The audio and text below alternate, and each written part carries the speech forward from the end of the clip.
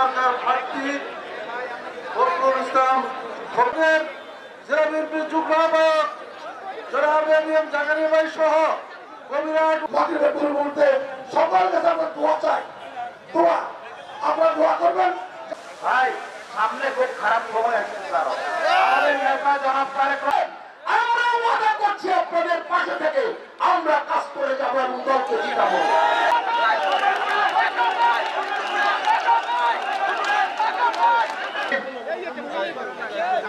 বাংলাদেশ জাতীয়তাবাদী দল মনোনীত কবিরাট 1 ঘন্টা আছে মাগরিবের।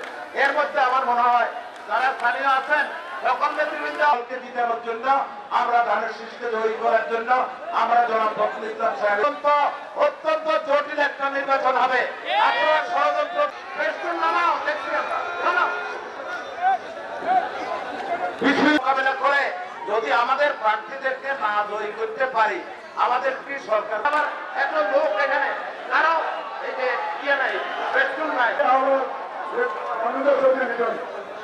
আজকের সভা এখানে সমাপ্ত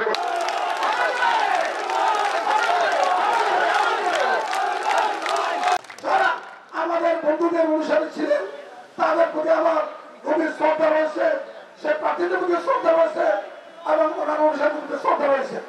আজকে আমার দলের প্রধান যারা তারেক রহমান বলছে আগামী নির্বাচনে আমাদের দৃশ্যমান প্রতিপক্ষ আছে, আমার অদৃশ্য প্রতিপক্ষ আছে। আজকে যারা অদৃশ্য শক্তি তারা পালিয়ে গেছে, কিন্তু তাদের ল্যাব রেখে গেছে। তারা ল্যাব দিয়ে আমাদের মধ্যে নাড়ানোর চেষ্টা করছে, আমাদেরকে বিচ্ছিন্ন করার চেষ্টা করছে, আমাদের মধ্যে গোদামিল তৈরি করার চেষ্টা করছে। আমি বলবো সকলে আমরা দল একটা, দলের মার্কা একটা, দলের প্রধান একজন।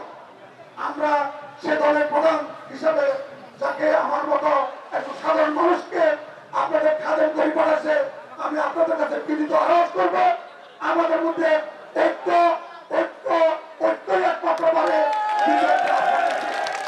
আমি এটাকে স্পষ্ট বলতে চাই, এখানে আমার কোনো গ্রুপ নাই। বিএনপি নামক দল এবং অঙ্গ সংগঠন সবটাই আমার দল বিএনপি। এখানে বিএনপির বাইরে কারো দল উপদল নাই। আমি মনে করি এখন থেকে যেদিন ঘোষণা করছে তখন থেকেই আমরা সকলেই এক দল, এক দলের কর্মী, এক দলের অনুসারী।